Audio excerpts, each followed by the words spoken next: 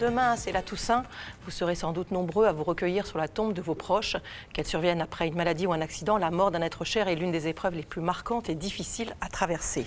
Le travail de deuil, vous allez le voir, se fait par étapes et peut nécessiter un accompagnement. Mais comment se reconstruire? Pourquoi certains deuils sont-ils plus difficiles à faire? À partir de quand parle-t-on d'un deuil pathologique? Et on en parle avec nos invités. Avec le docteur Alain Sautreau, qui est psychiatre. Bonjour. Bonjour. Auteur de ce livre, Vivre après ta mort, psychologie du deuil, c'est chez Odile Jacob. Avec Marie Tournigan, qui est déléguée générale de l'association Empreinte. Bonjour. Bonjour. Et avec Anne Graftio. Bonjour Anne. Bonjour. On le disait avant que l'émission ne commence, depuis 2009, vous avez perdu plusieurs membres de votre famille, dont votre fille. Ça a commencé par la perte de votre mère en 2009. Alors une perte qui était due à une maladie, comme on appelle une longue maladie, donc effectivement, à la fin, les soins palliatifs, tout était un peu, j'allais dire, préparé à cette fin. Est-ce que on se dit, quand on n'a pas vécu ça, qu'il y a peut-être aussi un soulagement que la personne ne souffre plus, que cette épreuve soit terminée? Est-ce que ça aide un petit peu à passer les mois et les années qui suivent, ou est-ce que ça reste la même chose? Un soulagement, non, parce que maman était très jeune, enfin, elle n'avait que 64 ans, donc c'était de toute façon trop tôt. Et elle se battait depuis 8 ans, parallèlement effectivement à ma fille qui était malade aussi. Donc voilà, toutes les deux, il y en avait une en chimio, l'autre en dialyse. C'était un peu voilà, deux forces qui faisaient avancer la famille. Et donc, bien sûr, après les soins palliatifs, il y a un moment où voilà, on espère que tout se termine le mieux possible. Voilà. Maman a eu la chance, effectivement, d'être en soins palliatifs dans une unité qu'elle a choisie elle-même. Voilà, elle a eu le temps de dire au revoir, donc il n'y a pas eu le choc d'un décès brutal, tout à mais fait, très douloureux. Voilà, exactement. On a juste cette question, on va essayer de réagir à ça. Mon père est mort après une année dans une maison médicalisée, je suis soulagée. Il était tellement mal en point, suis-je la seule? On sent derrière un peu de culpabilité d'être soulagée de cette mort. C'est une réaction qui est très fréquente dans les accompagnements des personnes qui vivent une longue agonie. C'est un peu logique. Effectivement, c'est un des signes de l'attachement qu'on a aux défunts, c'est d'être soulagé que ces souffrances se terminent. Mais c'est quand les souffrances se terminent que commence le véritable chemin du deuil, c'est-à-dire l'adaptation à la séparation. Alors vous étiez, Anne, évidemment dans cette période extrêmement douloureuse après la mort de votre mère, quand votre fille est morte. C'était 8 mois plus tard. Alors elle avait, vous l'avez dit, une maladie effectivement génétique depuis longtemps, mais là pour le coup la mort n'était pas du tout prévue. Non, en fait, sa maladie, elle l'avait depuis l'âge de 1 mois, donc elle était dialysée depuis qu'elle était toute petite. Et donc le syndrome hémolytique et urémique, qui était le nom de sa maladie, est une maladie qui abîme tous les vaisseaux et qui, en plus de lui avoir détruit les reins, a fini par boucher des artères qui menaient au cerveau. Donc elle a été opérée en janvier 2010.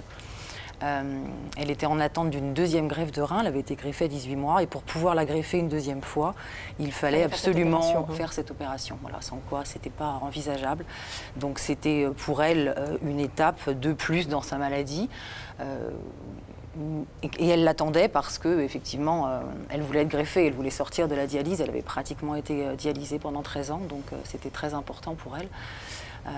Donc on était tous dans l'espoir effectivement d'une nouvelle étape, d'une énième intervention, parce qu'elle avait subi beaucoup d'opérations chirurgicales. C'était l'espoir devant. Voilà, c'était l'opération de l'espoir et c'était une étape de plus. C'était pas du tout voilà. Et l'opération c'est compliqué. Et voilà, et donc il y a eu un caillot qui s'est installé pendant l'intervention, au moment où ils ont essayé de déboucher les artères, et elle restait 4 jours dans le coma. Et il est décédé au bout des 4 jours. Et évidemment, la mort d'un enfant, c'est ce qui est le plus inacceptable, le plus injuste. Elle avait des frères et sœurs. Oui, elle était au milieu, donc elle avait une sœur de 11 ans, Manon, et Maxime qui avait 17 ans à l'époque. Et ça vous a aidé d'être plusieurs à s'accompagner les uns les autres? Ouais. Je me suis toujours demandé comment on faisait quand on n'en avait qu'un à ce moment-là, parce qu'on se raccroche vraiment avant tout à ses enfants. On essaie de tenir déjà le plus droit possible pour eux, surtout quand ils sont jeunes. Voilà, ma fille de 11 ans, c'était presque sa sœur jumelle qu'elle venait de perdre. Et voilà, elle a dû se construire toute son adolescence et avec ça, avec cette perte qui était terrible, qui était en plus complètement impossible pour elle, quoi. Elle ne l'envisageait pas du tout. Nous, on savait qu'il y avait une épée de Damoclès au-dessus de la tête de notre fille depuis 13 ans. Je pense que voilà, Manon, pas du tout. Et mon fils, qui avait 17 ans, voilà, était déjà, lui, presque un adulte. Donc, voilà, il l'a vécu encore différemment. Mais c'est sûr que nous, on a tenu, avec mon mari, on a tenu pour eux, ça, c'est sûr. Dans les sentiments qui suivent la mort d'un enfant, en dehors de l'horreur, de la souffrance extrême, il y a une colère. Oui, une colère contre la maladie, contre le corps médical, alors qu'on a été très très bien suivi et voilà, et que je n'ai rien à reprocher aux médecins, mais malgré tout, il y a quand même des médecins à un moment donné qui l'ont opéré et ça n'a pas fonctionné, donc il y a à un moment une colère contre eux aussi. Et puis de la culpabilité aussi, parce que nous, on est parents, on a transmis quelque chose. Et voilà, quelque part, c'est quand même nous qui avons fait vivre cette vie-là et cette fin-là à notre fille, quoi, même si on n'est pas responsable. Vous arriviez à en parler en famille, avec vos enfants? Beaucoup avec mon mari, ouais. Très très difficilement avec nos enfants au départ. Parce que c'était quasiment impossible. Parce que trop douloureux? Oui, trop douloureux. Et notamment, ma fille Manon est restée des années sans accepter d'en parler. On nous dit un ami a perdu sa mère il y a quelques mois. Il dit que pour le moment ça va. J'ai peur qu'il n'ait pas encore réalisé comment faire pour l'aider. Lui dit que pour le moment ça va. Et je crois qu'il faut écouter les gens. C'est comme ça qu'on peut les aider quand ils traversent un deuil. C'est-à-dire que pour aider une personne en deuil, je pense que ce qui est important, c'est de poser des questions. Qui as-tu perdu? Qu'as-tu perdu? C'était qui pour toi? Et puis, comment tu vas aujourd'hui sur tous les plans? Il faut écouter les réponses, quelles qu'elles soient. Donc, quelqu'un qui se protège en continuant à fonctionner de façon tout à fait normale, c'est tout à fait dans l'ordre des choses. Et il viendra un temps, si on lui pose la question comment il va, ou peut-être la réponse sera différente. Mais il faut provoquer ce temps. Je me mets à la place du téléspectateur qui a envoyé la question. Il faut provoquer ça? C'est-à-dire que je suis un ami, où je vais l'aider en disant « t'es sûr que ça va bien ?» Enfin, ce que je veux dire, c'est une question mal posée. Mais... Peut-être, voilà, peut-être pas t'es sûr que, mais comment vas-tu? Et de reposer la question à distance, régulièrement, c'est très important, et de la poser en montrant qu'on est capable d'écouter la réponse. C'est-à-dire que si on la pose effectivement en disant « comment vas-tu bien ?», la personne va dire « je vais bien ouais. ». Mais « comment vas-tu ? J'ai le temps, je suis capable d'entendre la réponse que tu peux me donner » et d'explorer sur toutes les phases physiques, toutes les dimensions, physiques, psychiques, sociales, spirituelles, financières. Comment vas-tu ? C'est peut-être là qu'à un moment donné, la personne pourra exprimer quelque chose et ça l'aidera. Depuis que mon père est mort, ma mère est déprimée et n'a plus envie de grand-chose. Que faire pour l'aider ? C'est normal d'être déprimé, de ne plus avoir envie de grand-chose après la mort d'un conjoint. À partir de quand on considère que ce n'est pas normal et qu'il faut de l'aide, ou est-ce que c'est un temps nécessaire ? Là, vous rentrez directement dans le sujet compliqué sur le deuil. C'est que le deuil, c'est à la fois un phénomène universel dont personne n'est à l'abri. Je pense qu'autour de cette table, il y a peu de gens qui n'ont pas perdu un être cher. Et ensuite, il y a les problèmes liés au deuil. Et oui, on peut tomber malade du deuil. C'est un des problèmes. Et en France, en Occident globalement et en France en particulier, on est un petit peu perdu entre tolérer un degré de souffrance normal, normal au sens que incontournable lié à la perte d'un être cher, et ensuite développer des problèmes qui vont nécessiter des soins. Alors pour s'y orienter, il y a deux grands critères qui sont mal connus encore. Le premier critère, c'est la question de l'intensité de la souffrance. C'est-à-dire que c'est tout à fait normal de souffrir, mais il ne faut pas que ça dépasse un certain nombre de caractéristiques. Par exemple, si vous avez besoin de boire de l'alcool pour vous calmer, si vous êtes incapable de vous lever, de vous laver ou de manger, ou bien vous êtes incapable de vous occuper des survivants, par exemple vos enfants, là, il n'y a pas de question de délai qui rentre en ligne de compte. Il faut rechercher du soin immédiatement. C'est le premier aspect, c'est ce qu'on appelle les critères d'urgence du deuil aigu. Et puis ensuite, il y a cette notion de délai qui fait toujours énormément de polémique parce que quelque part, c'est combien de temps est-il normal de souffrir? Et cette question de délai, en fait, c'est une évolution. C'est-à-dire qu'il faut que cette évolution soit dans une période, on va dire, calendaire d'une année. C'est-à-dire qu'après 1 an, il faut aller mieux, quel que soit le pic de la souffrance. que le pic de la souffrance soit dans les premiers jours, dans le cas des morts brutales, inattendues, des accidents, que ce soit différé dans le cas des morts attendues, on va petit à petit prendre conscience de la disparition. Mais on dit qu'au bout d'1 an, il faut être de l'autre côté de la montagne, c'est-à-dire qu'il faut être en train de redescendre, sinon il faut aller consulter. Et on a l'impression quand même dans nos sociétés, et je pense que c'est difficile pour les gens qui restent, que autant effectivement la mort d'un enfant, c'est inacceptable et on a le droit de souffrir, autant on entend souvent quand on perd des parents un peu âgés, mais enfin c'était ta mère, c'est normal qu'elle soit... En gros, on n'a pas le droit de souffrir pour toutes les morts. C'est typiquement ce qu'on appelle les deuils non reconnus. C'est-à-dire que la nature du lien et l'intensité de la douleur n'est pas validée par la société, n'est pas reconnue. C'est le cas aussi, par exemple, chez les ex-conjoints, ou dans les couples adultères, ou dans les couples homosexuels, ou sur le deuil périnatal. Voilà, des deuils comme ça qui vont être moins socialement validés et reconnus que ceux de la perte d'un enfant ou d'un conjoint, qui sont ceux auxquels on pense le plus souvent.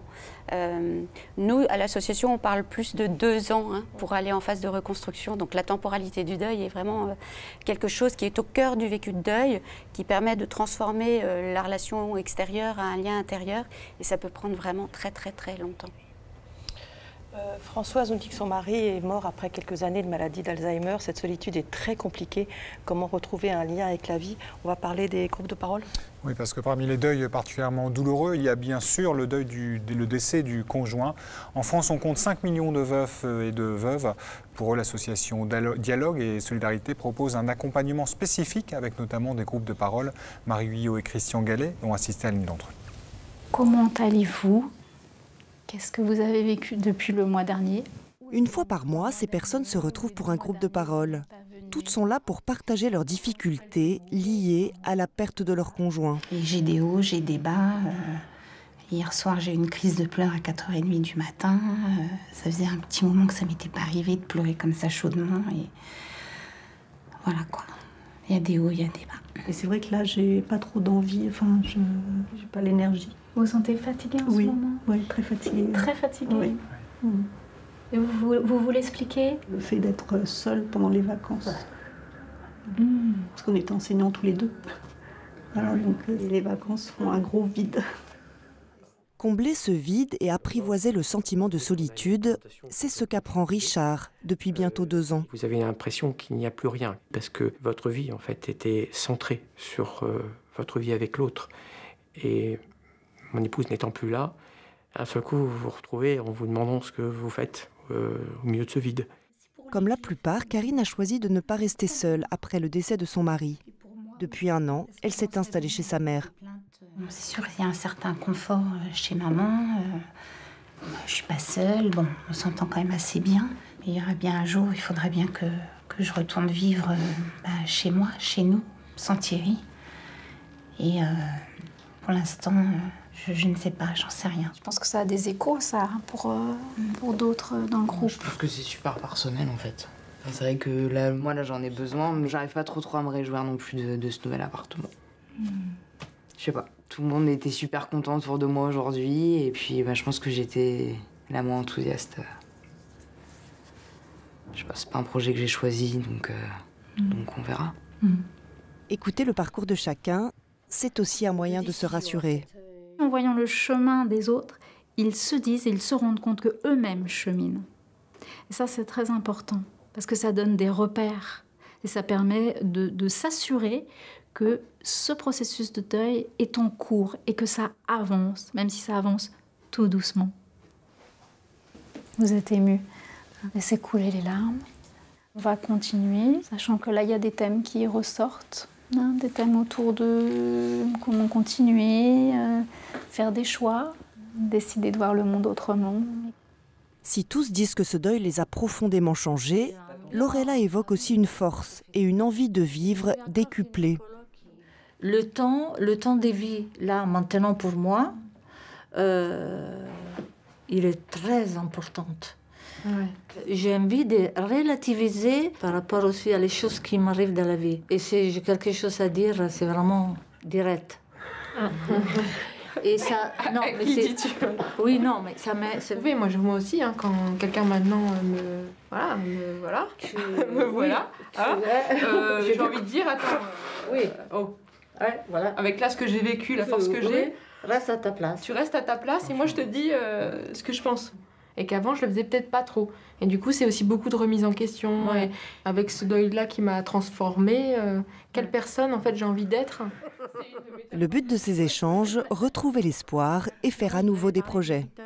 Je suis jamais partie en vacances seule, donc je vais commencer déjà en faisant un week-end toute seule. Vous voulez bien nous dire concrètement où vous allez aller? Je pars demain.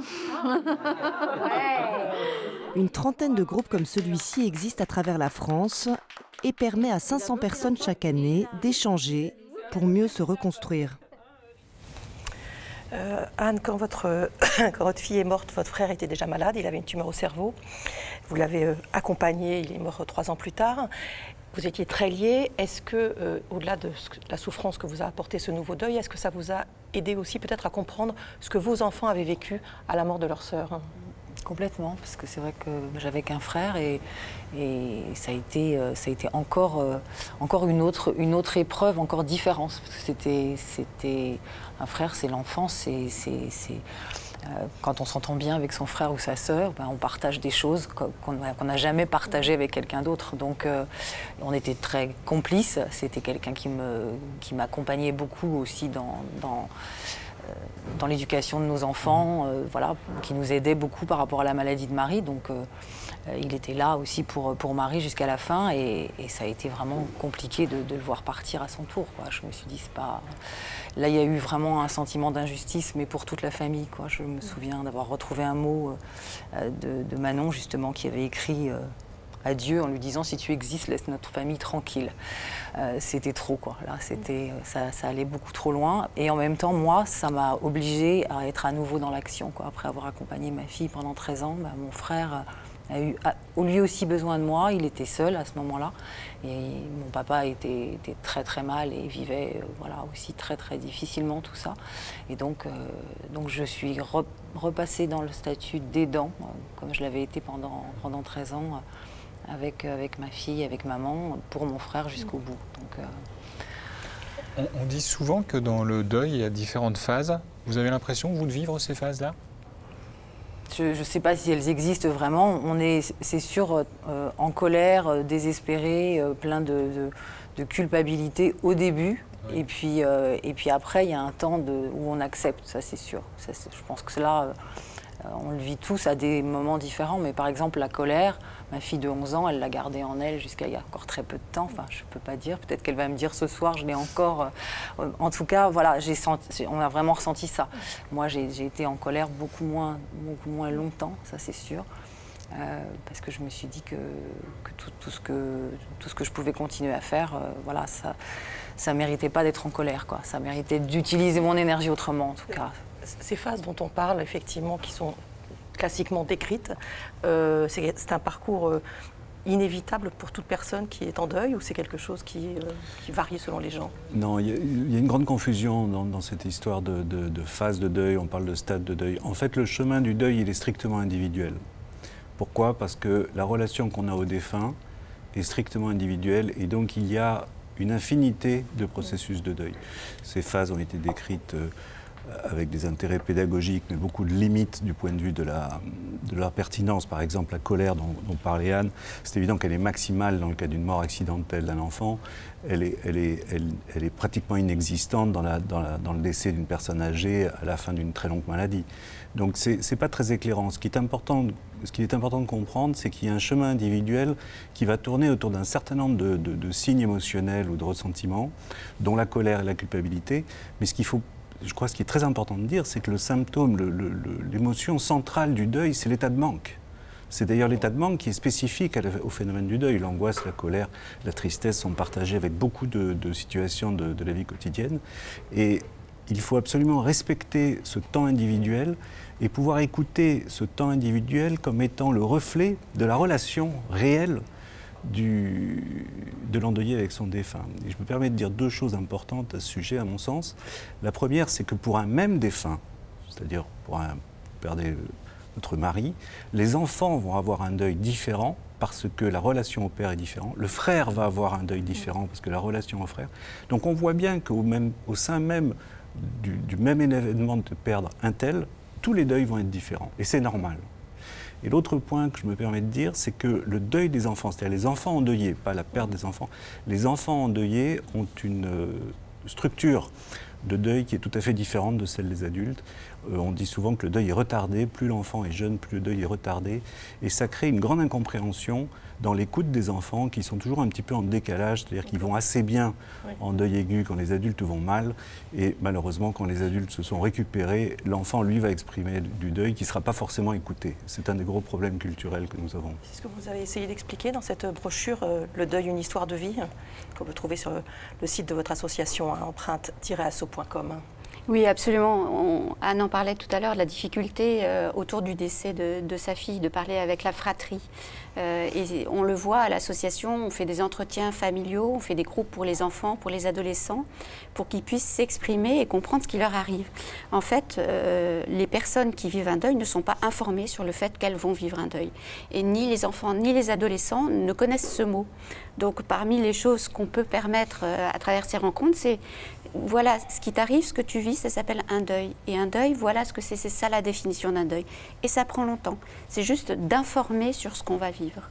Et les petits-enfants, jusqu'à l'âge de 6-8 ans, ont une représentation assez floue de ce que c'est que la mort. C'est-à-dire rien que le concept de la mort est quelque chose qui n'est pas très clair, donc on comprend bien le décalage. Et aux Assises du deuil que vous avez organisées en avril dernier, vous avez fait des propositions et notamment justement l'offre d'information et de soutien aux proches. Oui, absolument. C'est-à-dire qu'on a organisé ces assises au Sénat avec le haut patronage de 3 ministères, santé, justice et éducation, ce qui montre bien que c'est un problème de société. On a mis en avant l'impact du deuil sur la santé physique, psychique, sur l'emploi, sur les arrêts maladie. Et puis on a proposé un plan d'action en 10 propositions, dont 2 phares. L'une qu'effectivement chaque personne concernée soit informée sur ce qui lui arrive et qu'on pose des mots et des noms dessus. Ça permettra de comprendre ce que c'est qu'un deuil normal, compliqué et pathologique un peu plus facilement. Et puis l'autre chose, c'est de former un référent deuil par structure, par organisme, dans chaque école, dans chaque commissariat, dans chaque entreprise également, dans chaque EHPAD pour les personnes âgées, d'une personne qui a fait 2 jours de formation et qui a quelques repères sur le deuil et qui est capable d'orienter vers un soutien quand c'est nécessaire. Ça n'est pas toujours nécessaire, mais quand ça l'est. Vous en pensez quoi, ça aurait pu vous aider d'avoir des structures comme ça, référentes? Oui, je pense. Moi, je me suis tournée vers une structure locale en Bretagne parce que je n'avais pas possibilité de revenir souvent sur Paris à ce moment-là. Et j'ai eu un temps d'échange avec effectivement une association.